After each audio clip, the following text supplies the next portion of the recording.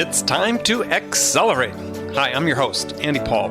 Join me as I host conversations with the leading experts in sales, marketing, sales automation, sales process, leadership, management, training, coaching, any resource that I believe to help you accelerate the growth of your sales, your business, and most importantly, you. Hello, and welcome to Accelerate. I'm excited to be joined for the third time on the show by my guest today, Jeb Blount. He's the CEO of Sales Gravy. He's an author, keynote speaker, sales acceleration strategist, and author of a great new book titled Sales EQ, How Ultra-High Performers Leverage Sales-Specific Emotional Intelligence to Close the Complex Deal. So, quite a title. Jeb, welcome back. Thank you, Andy. I'm glad to be back, and thanks for having me on your show. Oh, a pleasure to have you back. So, maybe for people that didn't catch one of the first two episodes or live in a cave somewhere, tell us a little bit about yourself just so they know who you are. I'm the CEO of Sales Gravy. I've written 8 books in sales. I spend 200, and last year I did 270 days on the road. So I do about 200 keynotes a year. I run Sales Gravy. And you wrote a book? And I've written 8 books, and I've spent this year putting together Sales EQ. This is a follow-up book to Fanatical Prospecting, which has been a worldwide bestseller.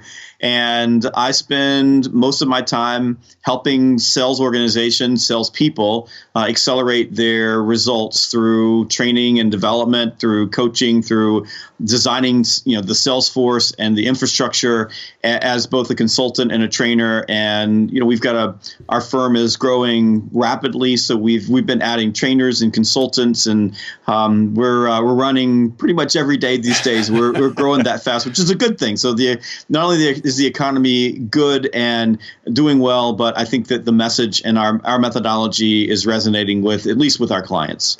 So tell people how you travel 270 days a year and manage to write a book. You don't sleep. No, I get plenty of sleep. We talk about time management. We were just talking before we came on there about Jill Conrad's new book about personal productivity. So, clearly this is a topic people are concerned about in sales. So, you're selling, you're presenting, and you're writing a book. How are you allocating your time to do that? I get more done than most people do, mostly because I use something called time blocking. And what time blocking is I set short periods of time, and I do one thing inside those periods of time. You can't multitask as a human being. Mm-hmm. Our brains aren't made to multitask. Our brains will switch back and forth, rapidly from one task to the other, giving you the illusion that you're multitasking, but you're really not. So I typically block my time into small pieces. I use every moment wisely. When I'm on an airplane, I'm working, and airplanes are my office. Mm-hmm. I do tend to fly first class, which makes it a little bit easier for me, and I pay for that to allow myself the freedom and time to work with a plug that I can hook my computer in. Sure. But, a lot of it's just a decision. It's intentional. My wife told me this weekend, I said, well, just finish this book. I've got 3 more to do. And she looked at me and says, you're going to be living all by yourself if you do another book this year. But she says that every time I do a book. It's tough. It's not easy. It's a decision. Now, it's not a lifestyle for everybody. I tell people all the time, people say, how do you do this? I go, well, I love what I do. I enjoy the fact that, last week I was in Amsterdam, I was in Italy, I was in Raleigh, I was in Biloxi. So on Tuesday night, I gave a presentation, or Monday night, I gave a presentation in Italy. On Wednesday morning, I was in a software group in Raleigh, North Carolina. And on Thursday, I was in front of a financial services group in Biloxi. And some people say, why would you do that to yourself? And for me, I love it. I enjoy what I do. It's an amazing thing that people are willing to pay me to talk. How many people get to pay to talk? Not many, right? And it's so I enjoy, but every one of those speeches, every one of those moments where I'm standing in front of a group of people, no matter where I am in the world, that has a tendency to turn into more opportunity for us. We get to know people, mm-hmm. and it builds, not only builds your brand, but it gets you get to meet people that you otherwise wouldn't. Now, most people say, well, how in the world could you do that and spend that many days away from home, that many days on the road? It's a choice. It's not everybody's choice. It's just my choice. And you just have to like what you do. If I hated what I was doing, it would be really a horrible way to live. But I like it. Yeah, well, I mean, if you didn't like it, people wouldn't be inviting you to speak. I mean, That's right? It's true. But you wouldn't have the same passion in front of an audience if you thought, God, I really dread this. All right, so let's talk about your new book, Sales EQ. In fact, one of the last times you were on here, we were talking about your previous book, Fanatical Prospecting, which was an excellent book, as is Sales EQ. So tell us just briefly, summarize what the book is about and what was the impetus to write the book now? Well, I'd say I spent at least 10 years, but probably 20 years of my life trying to understand what is it. And by the way, this is not a pursuit that is unique to me. This is, I think, a pursuit for anyone who's in sales. Mm-hmm. And it's probably a pursuit for anyone who's in any type of skill-based position like sports or what have you. But I've been in pursuit of what's the formula? Like, what is it that makes people really, really good at sales? And I call them ultra-high performers. So typically when we start looking at sales teams, and when back in the corporate world when I was a vice president of sales and we were looking at comp plans or looking at how we would decide how to build quotas, we used a lot of data, like the top 20% produce the 80% of the revenue, get most of the commission checks. But there's another group, and this is the group that's say in the top 5% or the top 2%, the top 1%, and they're there all the time. Like they never leave that. And you know this because you've been in sales organizations and you've seen that there's these perennial winners every single year, and they're so much better than everybody else, not just a little bit.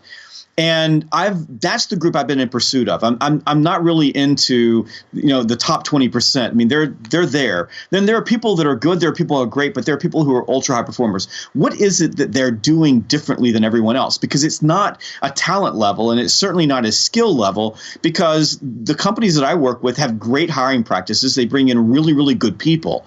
So I started dialing into that. Well, what are the traits of these ultra high performers? And the thing that I settled on were a couple of things. One is that they are disciplined and obsessed with win probability. Ultra high performers don't spend their time. You and I were talking about time a few minutes ago. They don't spend their precious time working on deals that are low probability. Everything they do is high probability. That's how they play the game of sales.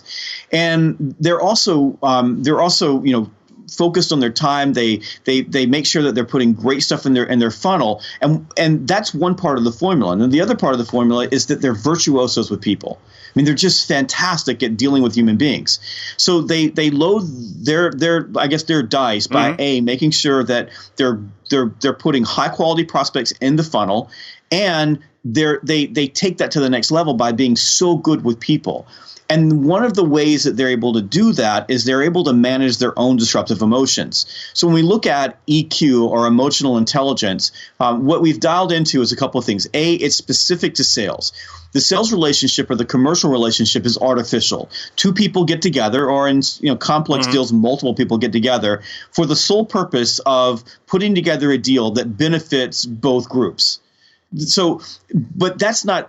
We're not friends. We're not doing anything like. It's not a leader, follower. It's not a parent. It's not a teacher. It's not a cop on the beat. This is a completely artificial commercial relationship, and inside that relationship, all the parties are trying to work in their own best interest, and they distrust all the other parties. So, what ultra high performers are fantastic at is managing those relationships, managing the emotions of other people, influencing those decisions by using these amazing human, influence frameworks, and at the same time being aware of and being able to manage the disruptive emotions that get in their way.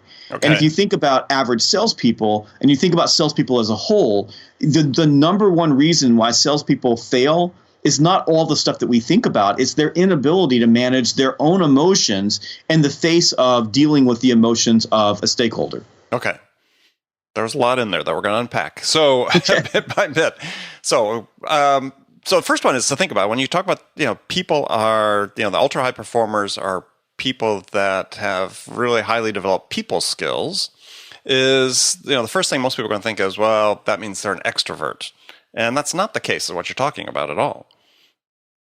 No, I don't think that being an introvert or an extrovert has any impact on whether you're going to be great or poor in sales. I mean, there is enough evidence to tell you that introverts are fantastic in sales. Why? Because they're willing to listen. And listening to other human beings is a meta skill in sales. I mean, you make emotional connections that way. You pull people in. You gather information. Now, the flip side of that, of being an introvert, is you have these disruptive emotions of fear and Right. insecurity and doubt when you have to put yourself out there and go out and interrupt people. So for an introvert, the biggest issue for them is I'm not very good at getting stuff into my pipeline, or I have to be able to manage my disruptive emotions so that I can go out and interrupt people and bring them into my pipeline, and I can be more assertive in the process of moving deals and shepherding deals through the pipeline. On the flip side of it, extroverts, are fantastic at bringing things in. They're amazing hunters, but they have a tendency to want to take center stage when they're in sales calls, which is, the antithesis of dealing with human beings, because nobody cares what you have to say. So if you want to build an emotional connection with another person, you have to do that. So for me, it's not introvert or extrovert. It's something called dual process. And what dual process is the ability to, at one moment, stand in the shoes of your stakeholder. When I say stakeholders, when we look at complex deals, there's typically an array of people that you're dealing with. So instead of saying buyer, I just call everybody stakeholders. But it's standing in that person's shoes while not forgetting what the outcome of the deal is. So I'm here to get to the next step. I'm here to close something. I'm here to get information. So I can do both things at the same time. This, by the way, is one of the core traits of ultra performers. They're able to do both things. And if you just think about like this, there's a lot of people out there who are really good at relationships. They can build great relationships. And there's a lot of people in our space who are sales experts who I hear all the time. Sales is about building relationships. I hear executives say the same thing. And if you read any of my work, you would think that I was the same person. But I don't believe sales is about building relationships. I think sales is about closing deals. It's about selling stuff. And like when I meet people and they say, I really want to be in sales because I'm a people person, my first advice to them is go do something else, because people don't usually do very well in sales because the relationships gets in the way of the outcome. Right. So you have to be able to do both of those things. You have to, at one moment, be able to connect with and influence the emotions of a buyer. And at the same time, you have to manage your own disruptive emotions to or your need or your attachment to being liked and accepted and being able to take center stage so you can get out of the way and allow the person to make decisions and get to your outcome. Right. I don't know if that makes any sense. Oh, yeah, it does. And I think one of the core premises that you talk about, which I believe I've spoken about in my second book, is that decisions are fundamentally emotional based. And you say that salespeople delude themselves into believing that buyers make rational, logical decisions based on empirical data and information. And really what the science shows is people make emotional decisions for logical reasons, right? Emotions drive it, then they backfill with the rationalizations. So how do salespeople come to grips with this, right? I mean, how do you advise people that? Because I'll give you an example. I was working with this one company, and we were going to sell this huge deal to this very large telecommunications company that I won't mention. We were going to do a custom product development for them. I took the CEO down with me my CEO down to meet with their CEO. And we leave the meeting, and he goes, "There's no way we're getting that business." I said, "What do you mean?" He says, "Well, they've got 300 engineers sitting in that office that they're paying. They will pay to develop that product before they give it to us." I said, "But they don't trust their interior and inside people to get it done." But he was an engineer. No, it's just black and white. There was no gray, and it's like didn't understand the emotional component of it. Yeah, I think that the reality is that you have two different ways you can do things. So if you were to read the first two chapters of this book, if you read them as in a vacuum, your conclusion would be, well, why invest any of my time in building skills and doing process, because buyers are completely irrational, and they are, and you are, and I am. I mean, that's how our brain works. You're exactly right. But the thing is that it's inside of this bubble of this commercial relationship, there are frameworks that ultra high performers or UHPs use in order to basically bend or shape win probability in their favor. So instead of just rolling the dice on the emotions of the buyer, you begin shaping and influencing those emotions through what you do. In other words, you start using or leveraging brain science in your favor. And a great deal of this, and this is what's missing in some cases, and so there's actually a number of books that are written around influence and frameworks, and almost none of them address your own issues. Like the same things that are driving your prospect's brain are driving your brain. Right. So for sales people, we have to understand that we're irrational too. So in order for us to manage our own irrational emotions, we have to become aware of them, and we have to become and get in control of them and understand that. So it begins with, for example, example, the sales process. I mean, being able to understand your sales process and recognize that a sales process is a linear system that is basically designed around the way a buyer's irrational brain makes decisions. So you have to know that. You also have to understand that your buyer has a process as well. And most companies, like you're talking about a company that has 300 engineers, there's a process that they use to vet deals. They put the process in place because they know the people that are buying are irrational. So they want a linear process in place. What salespeople have to recognize is that if their sales process and the buying process are out of sync, then your emotions are out of sync. So salespeople have to learn how to bend the buying process to connect with their sales process. And a great example of that is you get an RFP. And the RFP comes in, and the RFP says, give us all this information, and then we're going to get it in, vet the RFPs, and we'll call you to come do a presentation. Well, if you get one of those and it's blind and you fill it out, your chances of selling it are pretty low. Very slim, right? The reason is because you didn't do any of the emotional connections. You didn't get to know people. You didn't do any discovery. So that part of the sales process is built on building that emotion or building that emotional connection. That just didn't happen. So as a salesperson, instead of the emotion of, oh my God, I've got an RFP, let me fill this out and get it to them really quickly, eagerness, which is a disruptive emotion, ultra high performers step back and say, win probability on a blind RFP is 0. If I cannot change the way the buying process works, in other words, if I can't reshape that by calling up the prospect and say, I will not fill out your RFP until I can do this, meet with you, understand you, do a walkthrough, what have you, the ultra performer says, if I can do that, then I'll engage. If I can't do that, then I'm going to move on to something else. So they have these mechanisms in place. And then you have to also recognize when you talk about irrational behavior that every stakeholder is irrationally making a decision. So there's 3 basic processes, right? There's the sales process, buying process, and decision process. And as a salesperson, you have to use the mechanisms that you have in place that allow you to shape and align all 3 of those processes. And when you do that, by the way, you get serendipity. I mean, you get to the point where you start moving win probabilities into like the 100% range. And again, that begins with qualifying. I mean, you have to have qualifying processes in place that match your specific situation. And I don't believe in one size fits all for sales, but you have to have that in place so that you have, again, a gateway that is rational, that allows you to manage your emotions about an opportunity against some empirical evidence that says, this is what the truth is, this is what I feel, and then I can make a rational decision about where I'm going to spend my time. And so as a salesperson, you have to recognize that the way you do things and the way your buyer does things is completely irrational, and it's all driven by emotion. And you have to recognize that your job as a salesperson is to influence the emotions of the buyer, to respond appropriately to those while managing your own disruptive emotions that get in the way of influence. And the way you manage your disruptive emotions is you have to have systems in place that allow you to do that and then recognize where your emotions are getting in the way so that when that's happening, using that awareness, you're able to interrupt that emotion that has a potential to derail your deal. Okay. So that's a lot.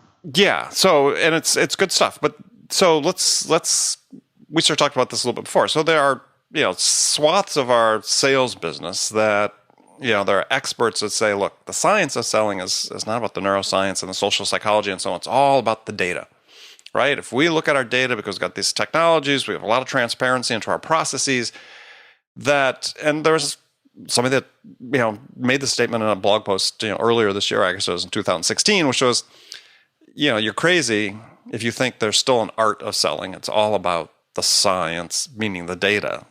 So in those situations where, it's all about the data, the salespeople have a certain fear that if they're not sort of doing these prescribed steps, that they don't even get a chance really to engage in the emotion, because it's all about sort of this brute force process to prospect and develop prospects and so on. So how do salespeople, put themselves in a position where they can start putting some of this into work, right? I mean, feel liberated enough to sort of be in control, because I think this is one of the big issues I see is that, it's great.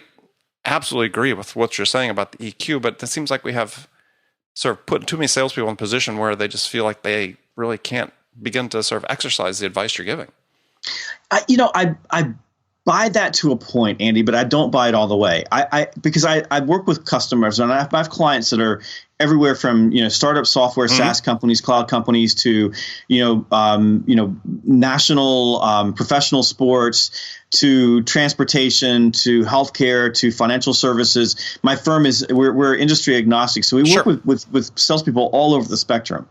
And I work with companies that have, leveraged technology in their businesses to build a stack of technology and all the data and all the information it brings in. A lot of that's around, lead qualifying and prospecting and those type of things. There's some AI that is jumping into the middle of things and telling salespeople what to say. So far, it's not been very effective because people don't really like talking to robots. But when I look at salespeople as a whole, what I perceive and what I see is that it's the salesperson's inability to get out of their own way that's causing this problem. See, technology should give you information, and it should allow you to spend more time with your prospect, more time being a human being. And what I see for salespeople is they're putting technology between themselves and the prospect. And this is what average salespeople do. Average salespeople say, well, you told me here's the system and this is prescriptive and this is the way I have to do this.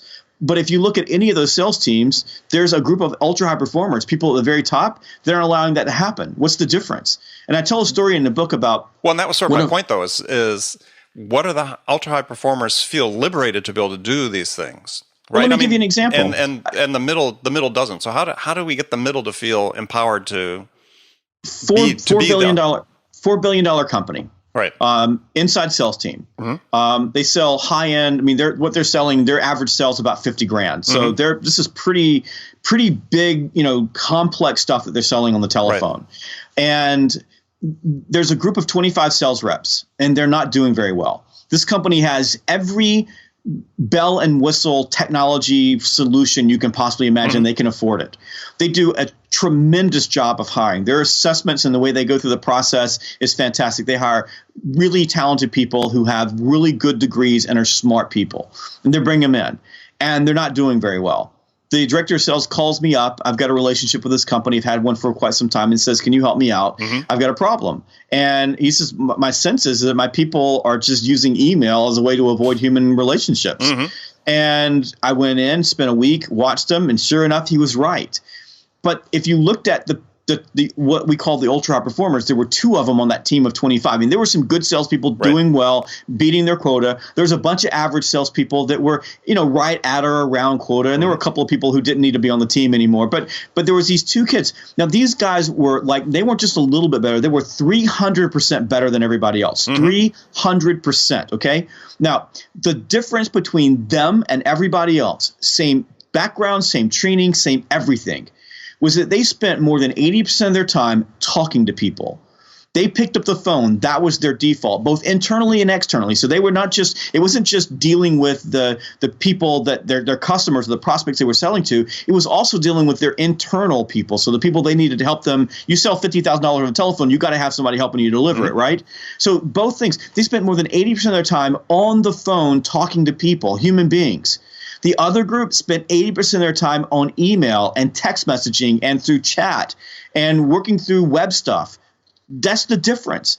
300% difference. The only difference between the two groups is one group, the ultra high performers, were seeking out human relationships, and the other group was putting technology in between human relationships. And it wasn't the company. The company has a very subscribed process. I know it. I built it. Right? I understand everything about them. And it wasn't a situation where the leaders were saying, oh, here's all the data. I mean, that's the noise that we get from all the guys that are building this cloud-based SaaS service. I mean, they would prefer to have AI do everything.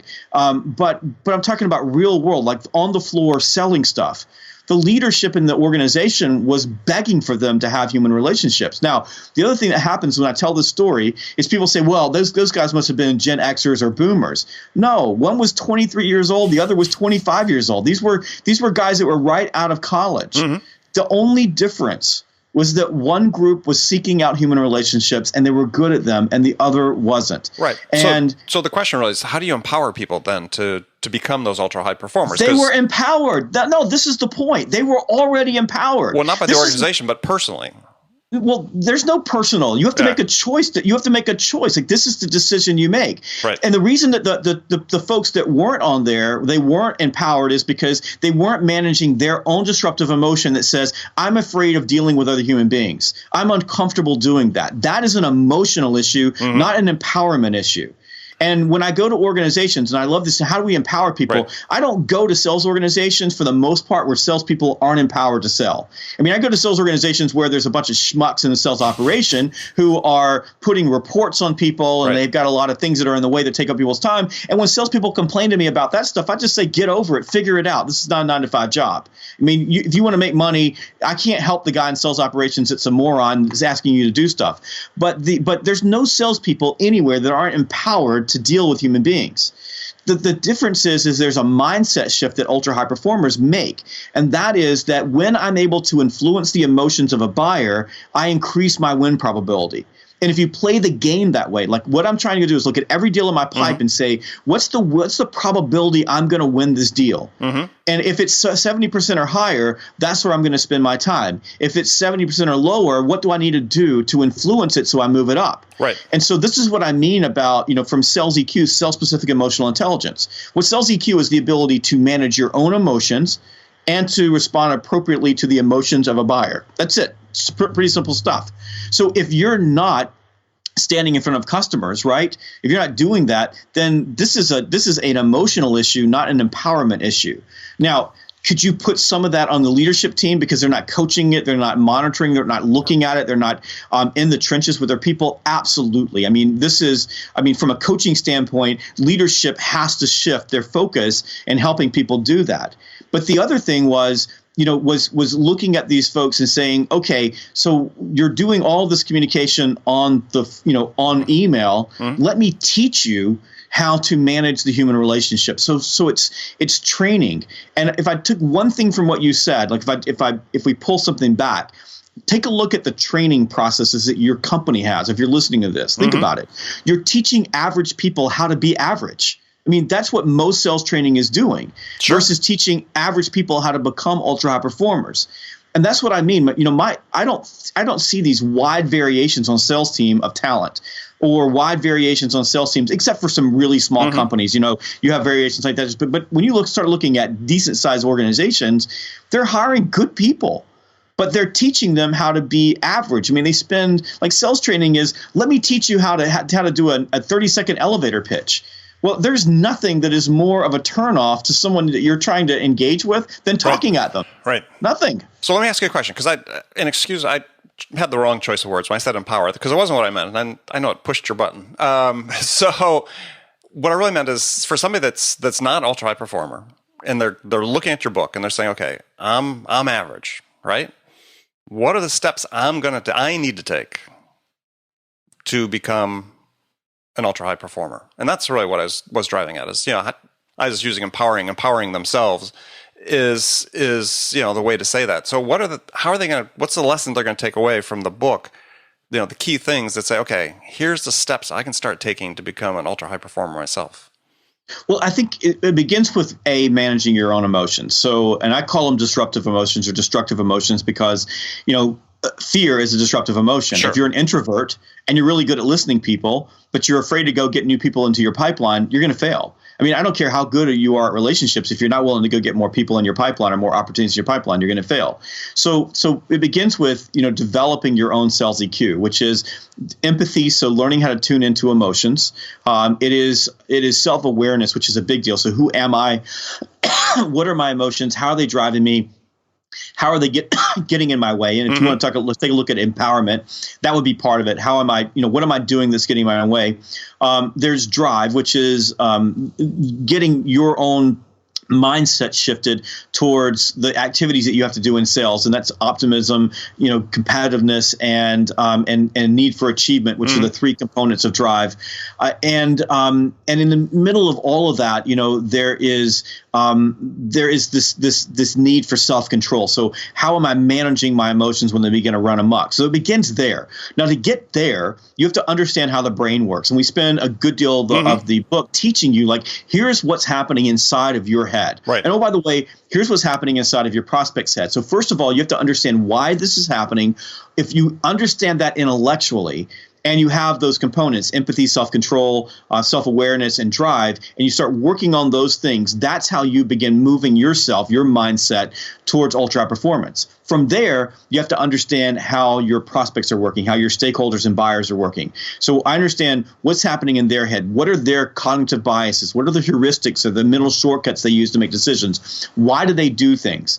And once you understand that, then you can start putting in influence frameworks that allow you in tough emotional situations to get control of the conversation and keep control of the conversation, flip the buyer's script, and pull them towards you. So they're working with you. At the same time, you have to master the core mechanisms of sales. Sales is still a system. It's still a process. And there's three basic processes: sales process, buying process, decision process. You have to align those things, and then you have to master those processes. Things like asking better questions, which we talk about all the time. But how do you ask? Yeah, how do you ask better questions? How do you do better discovery? How do you advance deals through your pipeline? How do you get buyers engaged, test engagement? How do you get micro commitments, and how do those micro commitments add into a bigger commitment? So you have to A, understand your emotions, B, understand the emotions and the brain works of your prospect. You have to C, understand the systems that allow you to manage all of this in a purely emotional and irrational environment so that you maintain control and you can influence the outcome or the win probability of your deals. And then you have to get good at and master those systems so that the systems allow you to take control of the disruptive emotions that are inherent in this artificial environment of a commercial relationship between a buyer and a seller. Okay. So how does someone develop the self-awareness? Do you have an assessment tool? How do you recommend? Because, people are generally oftentimes not very good, at least at first pass, of being pragmatic, and that's the way they assess themselves. We're terrible at that. So yeah, in the book there's some links in there to get to some assessments. But yeah, you can go take a DISC assessment. You can go into Google right now and type in DISC, and there's a dozen places you can go buy a DISC assessment. Myers-Briggs, we do a sales drive assessment that's focused on drive. So you can do an assessment. Your company probably has one of those things. One of the things I recommend is a 365 review. If you work for a bigger company, go to your manager or go to HR and ask them if they'll invest in that for you. If you've been there for a while, a lot of them will. They're not cheap. But they're great. And if you can't get your company to do it, go pay for it. I've done this before. It's really a great way of gaining awareness because what you get is a coach who interviews all the people around you and they give you a different perspective. So it's like having your own focus group. Right. At the same time, you want to have a coach, and there's a reason, for example, why we're coming up to the Masters. I live in Augusta, so the Masters is coming. It's one of the reasons I love to go out to the driving range at the Masters is because I watch these elite golfers who have their coaches next to them giving them feedback because the coach can see what they can't see. Right. So you want to go out and ask people for help and find coaches. It could be your manager, it could be someone else, it could be a mentor, but find someone who can shine a mirror and show you what you really look like. And one of the things that I give salespeople advice all the time on is go to your leader. Sit down with your leader and ask for feedback. And this is important for millennials who really want feedback but are often afraid to go ask for it. But you have to go in prepared. You can't just sit down with your leader and say, hey, give me feedback. You want to go in and say, can you give me feedback specifically on these things? Because leaders don't always know what to do either. And so in the middle of all of that, you begin to gain self-awareness, but you also have to understand the cognitive biases that get in the way of that. So for example, we have something called sunk cost fallacy that impacts pipelines, right? So I've worked really, really, really hard on a deal, and everybody's telling me the deal's a loser, but I keep investing in it because I have this thing that happens at my subconscious level that says if I've made an investment in something, my brain says you've already put so much effort into it, you need to keep putting effort into it. And if you don't understand why your brain is doing that intellectually, it's hard to interrupt or disrupt that process. So that's part of what's in the book is we give you those biases, those cognitive biases that get in the way of that, so that if you understand them intellectually, what can you do to handle that? And then finally, one of the things I recommend people, especially around self-awareness, is we have a process called goal sheeting, and you can download this free. It's freegoalsheet.com, freegoalsheet.com. There's no cost. There's nothing. Just go get the thing. We've given, probably almost 1 million of them away.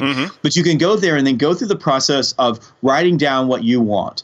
And this kind of goes back to the conversation that you and I were having pre-show, which is, like, why would I spend so much time on the road? I know what I want. I know who I am. I know what I like. Right. So if I understand those things, it's a lot easier for me to be aware of what drives me and what are my motivations. And we take you step by step through the process. And I think from an awareness standpoint, that's one of the core pieces. Does that answer your question? Yeah. Well, and the second piece you talk about in the book is acquired intelligence, which is a big issue for a lot of salespeople, which is, you call it the thirst for learning. And this is a part that really is a stumbling block for a lot of salespeople is willing to invest in themselves.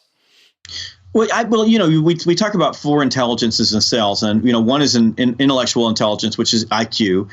You have technological intelligence, which is the ability to use, or the skill of being able to use technology to enhance human relationships. Right. Emotional intelligence, which we're talking about, managing your emotions and responding appropriately to the emotions of other people. And there's acquired intelligence, and we call it AQ. But acquired intelligence is all the knowledge that you get, the training that your company gives you, listening to this podcast, which, you've got 400 episodes of this podcast. You have a university level degree if you listen to all the people on your podcast. If you read books like Sales EQ or Fanatical Prospecting or any of your books, that's part of investing in building yourself. And intellectual intelligence, your intellect, how smart you are, is only made relevant with acquired knowledge, with the knowledge that you put in there. So you have to do both of those things. So some of the awareness that you may have when you start looking at disruptive emotions are, what are your disruptive emotions that get in the way of you listening to an audiobook or reading a book or listening to a podcast or attending a seminar? What is it about you that says, hey, I already know everything. I don't need to know anything else. And if you can disrupt that emotion, if you can get in the way of that, then you will begin investing yourself and making yourself better, which is, if you think about people who have high emotional intelligence, if you go meet those folks and you know them when you see them, you'll notice one of the things that they do is that they're constantly putting new stuff in. They're constantly investing in themselves. Right. Yeah. Not to pat myself on the back, but the reason I do this podcast in large part is how much I learn. Selfishly, right? Much as you do too. You do a podcast, you're writing. The process of writing a book is an incredible learning experience. You get the benefit of being able to, afterwards, of being able to teach people this great stuff. But yeah, selfishly, there's also a motivation for writing and creating. There's no doubt. If you look in the back of this book in the notes, I think we cited at least 100 academic papers and books, and that's just a portion of what I read. I think I read 200 books writing this one book. Right. And I didn't read every one of them cover to cover. So let's be clear about that. But I learned so much writing this. things about myself that I didn't know. And I became better. My emotional intelligence improved just in the process of writing the book, because I started, just sitting down with my wife, I went, you know what? I do this all the time. I'm always doing this. And I didn't realize that my subconscious was driving a behavior that was disruptive and destructive. And by the way, that's one of the beautiful things about having a 365 review, is that there are people, the people around you say, yeah, Jeb, you do these things, and these things hurt me in this way. Right. And if you understand that and you know that, you can make a change. Excellent. All right. Well, we could talk forever about this, but we're going to have to cut it short. So, Jeb, tell people they can find out more about the book and about you. Absolutely. You can get the book at Barnes & Noble. You can get the book at Amazon, Books A Million, CEO Read. Really, anywhere that you can find the book, you can get it anywhere, and it will be in all 200 and I don't know. I think there's 600 Barnes & Noble stores across the country, but it'll be in every single Barnes & Noble store. Still that many? I think there's still that many out there, and Barnes & Noble is working really hard to sell the book, and then you can catch me anywhere. I'm at Sales Gravy in most places. So on Twitter, on YouTube, you can grab my YouTube channel. On Facebook, I'm at Sales Gravy. Instagram, I'm at Sales Gravy. And then you just type my name in, Jeb Blount, Blount at LinkedIn, and you'll find me there as well. All right. Jeb, thank you very much for being on the show. Thank you. And friends, thank you for spending your time with us today. Remember, make it part of your day every day to deliberately learn something new to help you accelerate your success. One way to do that is make sure you don't miss any of my conversations with top business experts like my guest today, Jeb Blount, who shared his expertise about how to accelerate the growth of your business. So until next time, this is Andy Paul. Good selling, everyone. Thanks for listening to the show. If you like what you heard and want to make sure you don't miss any upcoming episodes, please subscribe to this podcast on iTunes or Stitcher.com. For more information about today's guest, visit my website at andypaul.com.